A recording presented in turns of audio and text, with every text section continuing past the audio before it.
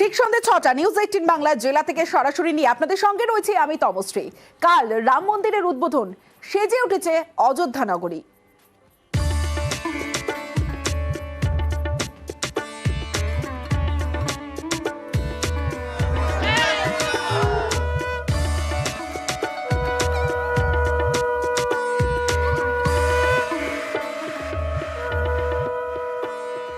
সরাসরি রামভূমির দিকে নজর রাখতেই হবে, কারণ সেজে উঠেছে রামভূমি। যে রাম মন্দিরের ছবি দেখছেন, আর মাত্র কয়েক ঘন্টা কাউন্টডাউন ইতিমধ্যেই শুরু হয়ে গিয়েছে, কারণ আর কিছুক্ষণ পরেই কাল সকালবেলা সন্ধ্যের ছবি দেখাচ্ছি। আলোর মালায় সেজে উঠেছে, অন্যদিকে গাঁদা ফুল দিয়ে সাজানো হয়েছে এবং তার মধ্যে আলোকসজ্জা। চন্দননগরের শিল্পীরা প্রতি মুহূর্তে দিন রাত এক করে কাজ করছেন এবং জয় শ্রীরাম যে ছবি দেখতে পাচ্ছেন অযোধ্যা নগরীর, সেই ছবি, রাতের ছবি দেখাচ্ছি। আর মাত্র কয়েক ঘন্টা তারপরে রাম মন্দিরের উদ্বোধন এবং রামলালার প্রাণ প্রতিষ্ঠা করবেন প্রধানমন্ত্রী নরেন্দ্র মোদী। একাধিক কর্মসূচি রয়েছে কাল দিনভর এবং রাতের এই মুহূর্তে, ঠিক আগের দিনের রাতের ছবিটা এই মুহূর্তে দেখছেন। আলোয় সেজে উঠেছে যে ছবি আপনারা দেখছেন,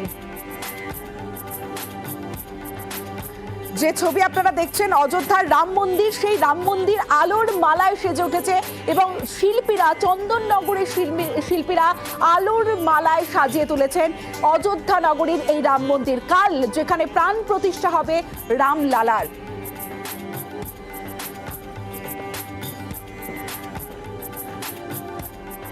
সরাসরি চলে যাব, সোমরাজ বন্দ্যোপাধ্যায় রয়েছে আমার সঙ্গে, সোমরাজের সঙ্গে কথা বলবো। সোমরাজ, যে ছবি আমরা দেখলাম সত্যি অভূতপূর্ব, মানে রাতের ছবিটা, আর কয়েক ঘন্টা তারপরেই রাম মন্দিরের উদ্বোধন এবং এই মুহূর্তে সন্ধ্যে ৬টায় ঠিক কি মুড, কারণ প্রচুর মানুষ তারা ছবি তুলতে ব্যস্ত।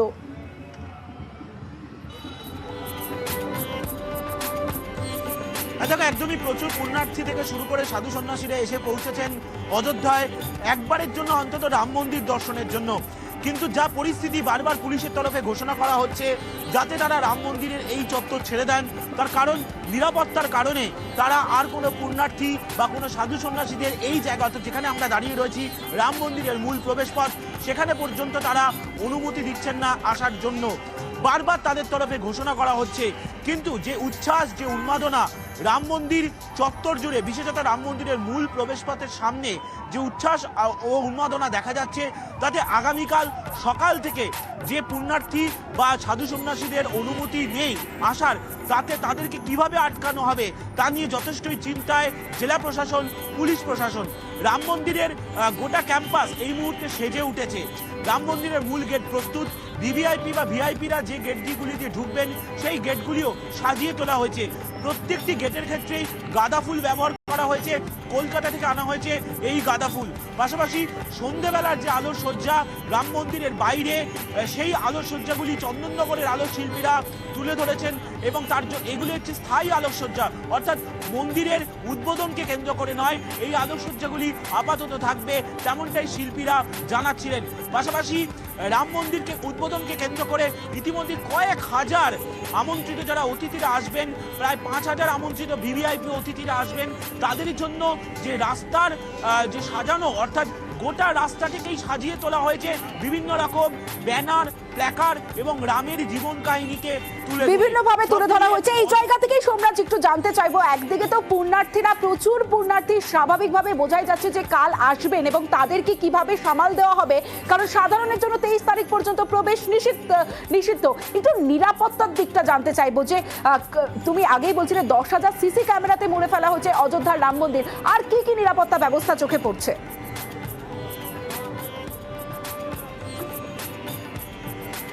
দেখো, গোটা অযোধ্যা নগরী অর্থাৎ রাম মন্দির সংলগ্ন 10 কিলোমিটার এলাকা সিসিটিভিতে মুড়ে ফেলা হয়েছে। 10,000-এর বেশি সিসিটিভি বসানো হয়েছে গোটা রাম মন্দির এলাকা জুড়ে।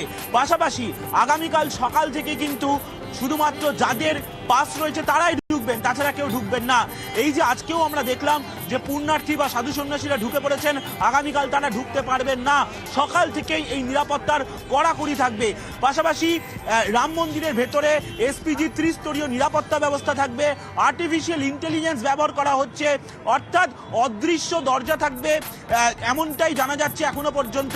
যদিও নিরাপত্তার স্বার্থে নিরাপত্তার বজ্র আটুনি ভেতরে কিভাবে করা হয়েছে তা এখনো পুরোপুরিভাবে স্পষ্ট করা হয়নি। কিন্তু যেটা জানা যাচ্ছে এই আর্টিফিশিয়াল ইন্টেলিজেন্স ব্যবহার করে এবং ইসরায়েল প্রযুক্তির সাহায্য নিয়ে গোটা নিরাপত্তা ব্যবস্থাকে সাজানো হয়েছে রাম মন্দিরের ভেতরে। বাইরে সিআইএসএফ এবং সিআরপিএফ এর যারা প্রশিক্ষিত, যারা এসপিজি প্রশিক্ষণ নিয়ে এসছেন, তাদেরকে বিশেষভাবে দায়িত্ব দেওয়া হবে। আগামীকাল সকালে প্রত্যেকটি গেটগুলিতে বিশেষ নিরাপত্তা ব্যবস্থা রাখা হচ্ছে এবং প্রত্যেকটি যে পাস দেওয়া হয়েছে তার একটি কিউআর কোড থাকবে। সেই কিউআর কোড স্ক্যান করে তবেই ঢোকানো হবে অতিথিদের। সব মিলিয়ে নিরাপত্তার কড়াকড়ি ব্যবস্থা।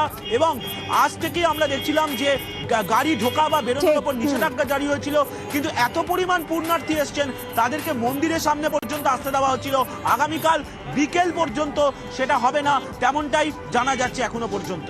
বেশ সোমরাজ, আর মাত্র কয়েক ঘন্টা তারপরে রামলালার প্রাণ প্রতিষ্ঠা করবেন প্রধানমন্ত্রী নরেন্দ্র মোদী। এবং রাম জন্মভূমি তীর্থক্ষেত্র জানিয়েছে মন্দিরের উচ্চতা প্রায় 161 ফুট এবং সময় দুপুর 12টা 15 থেকে 12টা 45 রামলালার প্রাণ প্রতিষ্ঠার সময়। উপস্থিত থাকবেন প্রধানমন্ত্রী নরেন্দ্র মোদী। মোহন ভাগবত প্রধান রাষ্ট্রীয় স্বয়ংসেবক সংঘ এবং মুখ্যমন্ত্রী উত্তরপ্রদেশ যোগী আদিত্যনাথ তিনি উপস্থিত থাকবেন। ভিতরে 5 জন প্রবেশ করতে পারবেন। আনন্দীবেন পাটেল রাজ্যপাল উত্তরপ্রদেশ, সত্যেন্দ্র দাস প্রধান পুরোহিত রাম মন্দির অযোধ্যা। এবং রামলালার প্রাণ প্রতিষ্ঠার পরে আরতি হবে। প্রথম দলের নেতৃত্বে স্বামী গোবিন্দ দেবগিরি মহারাজ তিনি থাকবেন। আচার্যদের 3 দল এবং দ্বিতীয় দলে নেতৃত্বে শঙ্করাচার্য বিজেন্দ্র সরস্বতী। কাশীর পণ্ডিতদের নিয়ে তৈরি হয়েছে তৃতীয় দল। এবার প্রধানমন্ত্রীর কর্মসূচি এক নজরে দেখে নেব। কাল সকাল 10টা 25 অযোধ্যা বিমানবন্দরে পৌঁছবেন রামলালার প্রাণ প্রতিষ্ঠা কাল এবং সেখানে প্রধানমন্ত্রীর যে কর্মসূচি সকাল 10টা 45 অযোধ্যা হেলিপ্যাড পৌঁছবেন প্রধানমন্ত্রী নরেন্দ্র মোদী। 10টা 45-এর পর 10টা 55 রাম জন্মভূমিতে পৌঁছবেন। রামলালার প্রাণ প্রতিষ্ঠা অনুষ্ঠানে উপস্থিত থাকবেন প্রধানমন্ত্রী নরেন্দ্র মোদী। সেই কর্মসূচি এক নজরে দেখে নিচ্ছি। 10টা 55-এর পর দুপুর 12টা 5 থেকে 12টা 55 রামলালার প্রাণ প্রতিষ্ঠা অনুষ্ঠানে যোগ দেবেন প্রধানমন্ত্রী নরেন্দ্র মোদী। দুপুর 1টা জনসমাবেশে যোগ দেবেন প্রধানমন্ত্রী নরেন্দ্র মোদী এবং দুপুর 1টার পর জনসমাবেশ এবং জনসমাবেশের পর দুপুর 2:10 কুবের টিলা দর্শন করবেন প্রধানমন্ত্রী নরেন্দ্র মোদী। উদ্বোধন আবার কালই তৃণমূলের নেতৃত্বে সম্প্রীতি মিছিল। কাল সম্প্রীতি মিছিল তৃণমূল কংগ্রেসের হাজরা থেকে সেই মিছিল শুরু হবে। কালীঘাট মন্দিরে পুজো দিয়ে তৃণমূল নেত্রী মমতা বন্দ্যোপাধ্যায় সেই মিছিলে যোগ দেবেন। 16ই জানুয়ারি তিনি ঘোষণা করেছিলেন যে 22শে জানুয়ারি সম্প্রীতি মিছিল করবেন তারা। 22শে জানুয়ারি আমি নিজে একটা র্যালি করব। আমি প্রথমে নিজে কালী মন্দিরে যাব। আমি মা কালীকে পুজো দিয়ে হাজরা থেকে সর্বধর্মের মানুষকে নিয়ে মিছিল করে পার্ক সার্কাস ময়দানে গিয়ে আমরা একটা মিটিং করব। মা কালীকে ছুঁয়ে মন্দির, মসজিদ, গুরুদ্বারা, ওখানে অনেক গির্জাও আছে, সবকিছুকে ছুঁয়ে সব ধর্মের মানুষকে নিয়ে আমরা একটা র্যালি করব। আর আমি জেলাগুলোকে বলবো প্রত্যেকটা জেলায় ব্লকে ব্লকে সেদিন 22শে জানুয়ারি বেলা 3টে সম্প্রীতি মিছিল হবে সবাইকে নিয়ে। আমি কোনো পাল্টা করছি না, আমি কোনো প্রতিবাদ করছি না, এটা আমার দলের প্রোগ্রাম। সম্প্রীতি মিছিলের ডাক দিয়েছেন তৃণমূল নেত্রী মমতা বন্দ্যোপাধ্যায়। সব ধর্মের মানুষকে আহ্বান জানিয়েছেন সেই মিছিলে। সরাসরি চলে যাব, ইরন রয়েছে আমার সঙ্গে। ইরন, একদিকে যেমন শেষ মুহূর্তের প্রস্তুতির ছবিটা দেখতে চাইবে, অন্যদিকে কালকের এই সম্প্রীতি মিছিল 2024-এর লোকসভা নির্বাচনের আগে রাজনৈতিক দিক থেকে কতটা তাৎপর্যপূর্ণ?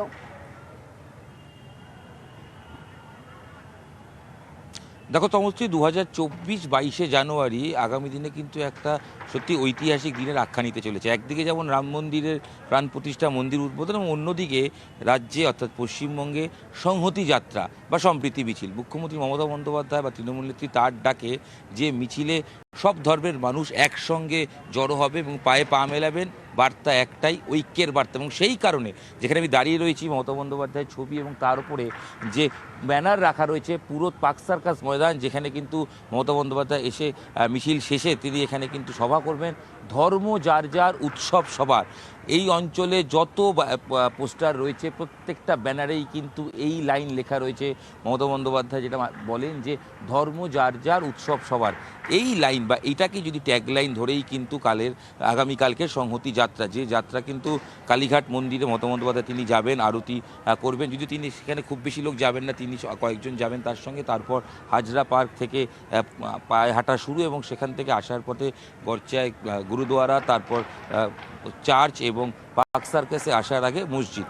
অর্থাৎ সব ধর্মের মানুষের কাছে পৌঁছে যাওয়া এবং তাদেরকে সঙ্গে নিয়ে সব ধর্মের তাদের যে জায়গা বা যেখানে প্রার্থনা স্থল সেখানে পৌঁছে যাওয়ার কাজই কিন্তু আগামীকাল মমতা বন্দ্যোপাধ্যায় করতে চলেছেন। তার কারণ বিভাজনের রাজনীতি। মমতা বন্দ্যোপাধ্যায় বারংবার যেটা অভিযোগ তোলেন বিজেপির বিরুদ্ধে, যে বিভাজনের রাজনীতি এবং সেই রাজনীতিতে আগামীকাল রাম মন্দিরকে কেন্দ্র করেও যে বিজেপি কোথাও ধর্মের নামে রাজনীতি করছে বা বিভাজনের রাজনীতি করছে, যাতে সেটা না হয় সেই কারণে এই বার্তা। এবং এই মুহূর্তে যদি প্রস্তুতি একটু ছবি দেখাই, দেবাশিস কুমার বিধায়ক তিনি এসে পৌঁছেছেন এবং তিনিও কিন্তু এই মুহূর্তে সভাস্থলের যে কাজ সেটা খতিয়ে দেখছেন। তিনি বসে রয়েছেন, কথা বলছেন এবং মূল মঞ্চ বাঁধার কাজ শেষ এবং সেখানেও কিন্তু মূল মঞ্চ বাঁধা হয়ে গেছে এবং সেই জায়গাতেও কিন্তু শীতের কথা মাথায় রেখে আগামীকাল মিছিল এবং মিছিলের পর এইখানেই সভা হবে এবং সেই সভা থেকে কি বার্তা দেন তৃণমূল নেত্রী মমতা বন্দ্যোপাধ্যায় অবশ্যই নজর থাকবে।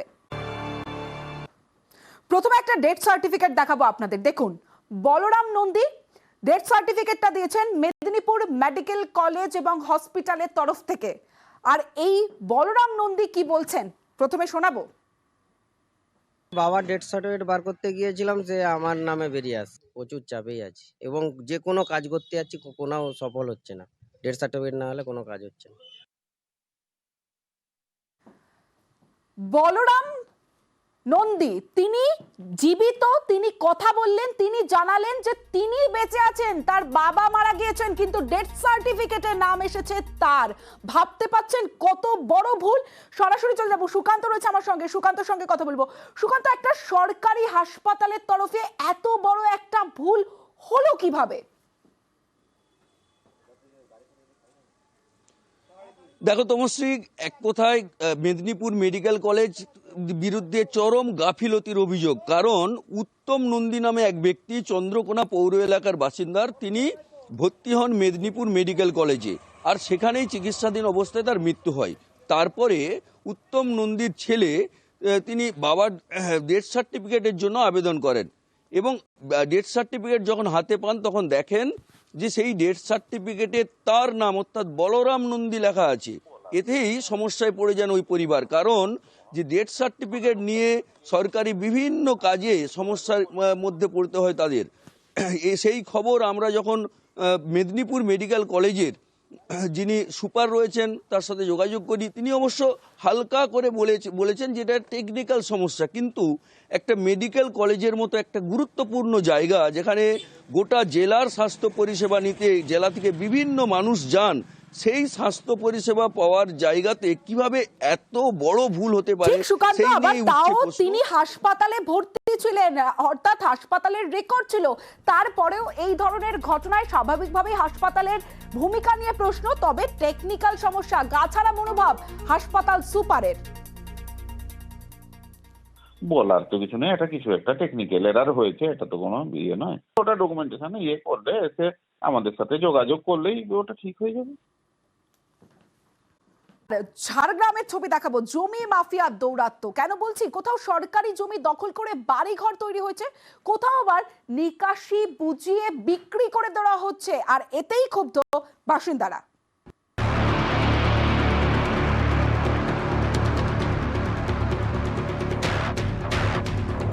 ঝাড়গ্রাম শহরের আদর্শ পল্লী, এখানেই জমি মাফিয়ার দৌরাত্ম্য। সরকারি জমি দখল করে তৈরি হয়েছে বাড়ি, অনেক জায়গায় সরকারি জায়গা দখল করে বিক্রিও করা হয়েছে বলে অভিযোগ। আইনকে একেবারে বুড়ো আঙুল দেখিয়ে বছরখানেক আগে দখলদার রুখতে জমির পাশে বোর্ড লাগায় ভূমি দপ্তর। জমি দখল করলে ব্যবস্থা নেওয়া হবে বলে সতর্ক করা হয়, কিন্তু এতে কাজ হয়নি। সেই সরকারি বোর্ড এখন মাটিতে পড়ে। এভাবে তো আমাদের কিছু জানা নেই, সরকারি ব্যাপার কি বুঝেছেন, সবাই আছে দখলে, আমরাও আছি।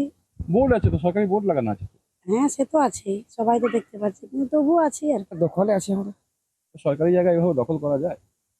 সবাই আছে দখল করে বসবাস করছি। সরকারি বোর্ড তো দেওয়া আছে ওই দিকটায়, দুটো আমরা চাষবাস করতাম, দখলে আছে। শুধু সরকারি জমি দখল নয়, ঝাড়গ্রামে জমি মাফিয়ার নজর পড়েছে নিকাশি নালার উপরেও। দিবালোকে ঝাড়গ্রামের যে নিকাশি ব্যবস্থা, শহরের জল নিকাশি যে ব্যবস্থা রয়েছে তার যে ড্রেন, সেই ড্রেনকে ভরাট করে ফেলা হচ্ছে, মাটি দিয়ে ইট দিয়ে বন্ধ করে ফেলা হয়েছে টোটালটাই। আর মূলত এই বন্ধ করা হচ্ছে জমি দখলদারি নিয়ে। সরকারি জমি দখল করে বাড়ি, তারপরে আবার নিকাশি নালা বুঝিয়ে জমি বিক্রির অভিযোগ। স্থানীয়দের অভিযোগ, প্রশাসনের একাংশের গাফিলতির কারণেই ঝাড়গ্রাম শহরে জমি মাফিয়ার এমন বাড়বাড়ন্ত। অভিযোগ শুধুমাত্র জমিকে কেন্দ্র ওঠেনি, কোথাও পুকুর ভরাট, কোথাও দেখা গেছে ট্রাইবেল ল্যান্ড অন্য কেউ নিয়ে নিচ্ছে, কোথাও দেখা যাচ্ছে ফরেস্টের জমি দখল হচ্ছে। ওই ড্রেনটা যদি বন্ধ করে দেয় ওইখানে উপরে, তাহলে তো আমাদের ধরো সমস্যা হবে, জল দাঁড়ায় যাবে। প্রশাসন তো আসছে যাচ্ছে দেখছি, এই আর কি, কোনো ব্যবস্থা নিচ্ছে না। যেগুলো দখলদারি হচ্ছিল আপনাদের তরফ থেকে আপনারা স্টেপ নিয়েছেন, এরপরেও দেখছি বেশ কিছু বাড়ি আবার নতুন হয়েছে। শহরের যে নালাটা, যেটা নিকাশি ব্যবস্থা, সেই ড্রেনটাকেও বন্ধ করে সেখানেও জমি বেচাকেনা হচ্ছে। এটা নিয়ে কি স্টেপ নেবেন স্যার আপনারা? আমি দেখি, আপনি বললেন, আমি খবরটা পেলাম, আমি লোক পাঠাচ্ছি। সরকারি বোর্ড ফেলে দেওয়া হয়েছে, রক্ষণাবেক্ষণের অভাবে সেই বোর্ড সেখানে পড়ে রয়েছে এবং সেখানেও সরকারি জমিকে বেচাকেনা চলছে রাতের অন্ধকারে, জানিয়ে প্রশ্ন উঠতে শুরু করেছে জেলা প্রশাসনের উপর। ঝাড়গ্রাম থেকে রাজু সিং, নিউজ 18 বাংলা। জেলায় জেলায় পুকুর ভরাটের ছবি দেখাবো আপনাদের। বসিরহাটে সেখানে দিনে দুপুরে পুকুর ভরাট করা হচ্ছে এবং সেই খবর যখন সংগ্রহ করতে যাওয়া হয় তখন বাধা দেওয়া হয় আমাদের প্রতিনিধিকে, হুমকি দেওয়া হয়, বজবজেও পুকুর ভরাট। অন্যদিকে নিউজ 18 বাংলার খবরের জেরে খর্দায় পুকুর ভরাট বন্ধ করা হলো। দেখুন, এইটা অ্যাক্সিডেন্টলি ভরাট হচ্ছে, আপনি লাইভ করুন। বিএলআরও ডেকে আমরা এখানে পুকুরটা খরাট করবো, এখানে আমরা মল করব, পুকুর আমার ফায়ারের লাইনে অটোমেটিক যে তাকে যতটা আছে সেটাই রাখবো। উত্তর 24 পরগনার বসিরহাট, এখানকার নিমতলা এলাকায় চলছে পুকুর ভরাট। বছর দুয়েক আগে এক ব্যক্তির থেকে 2 বিঘা জমি কেনেন কয়েকজন প্রমোটার। এর মধ্যে রয়েছে বাড়ি এবং 15 কাঠার পুকুর। এই বাড়ি ভাঙা হচ্ছে, তার রাবিশ ফেলা হচ্ছে পুকুরে। এভাবে চলছে পুকুর ভরাট। বাইরের লোকজন যাতে দেখতে না পান তার জন্য রাস্তার সামনের অংশ ত্রিপল দিয়ে ঘেরা। এভাবেই পুকুর বুঝিয়ে প্রমোটিং এর ছক। খবর করতে গেলে প্রথমে নিউজ 18 বাংলার প্রতিনিধিকে বাধা দেন প্রমোটার, তারপর হুমকি। এইটা অ্যাক্সিডেন্টলি ভরাট হচ্ছে, আপনি লাইভ করুন। আপনারা যদি এত সমাজসেবী হয়েছেন, আপনার কার কথা চলেন? বিএলআরও ডেকে আমরা এখানে পুকুরটা খরাট করবো, এখানে আমরা মল করব। এখানটা কি ছিল? এখানটায় তো পুকুর ছিল। পুকুর ছিল, এখন কি অবস্থা? এখন তো ওই পুকুর ভরাট করে দিচ্ছে। ওই যে যারা জায়গা কিনে তারা ভরাট করবে। হঠাৎ শুনি কেউ একটা সামনে পর্দা লাগিয়ে পিছনে কিছু রাবিশ ফেলছিলেন। আমি যথারীতি চেয়ারম্যান ম্যাডামকে জানাই এবং পুলিশ গিয়ে সেই কাজ বন্ধ করা হয়েছে। আমি মনে করি সংবাদ মাধ্যম হচ্ছে আমাদের একটা স্তম্ভ। তাদেরকে বোঝানো যেতে পারে, কিন্তু তাদেরকে হুমকি দেওয়া ঠিক হচ্ছে। ওরা বলেছে ওরা রিস্টোর করে দেবে, ওরা রিস্টোর করে দেবে এবং মিউনিসিপ্যালিটিকেও তাই বলেছে, আমাদেরকেও তাই বলে গেছে, ইন রিটার্ন দিয়ে যাবে।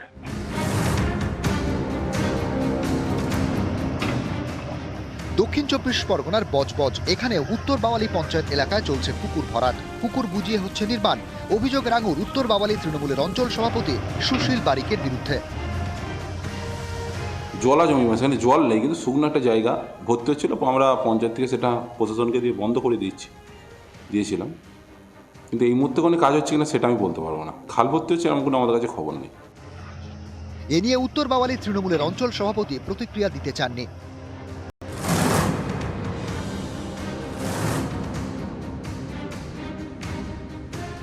উত্তর 24 পরগনার খর্দাতেও চলছিল পুকুর ভরাট। সম্প্রতি এই খবর দেখায় নিউজ 18 বাংলা, তারপরেই তৎপরতা।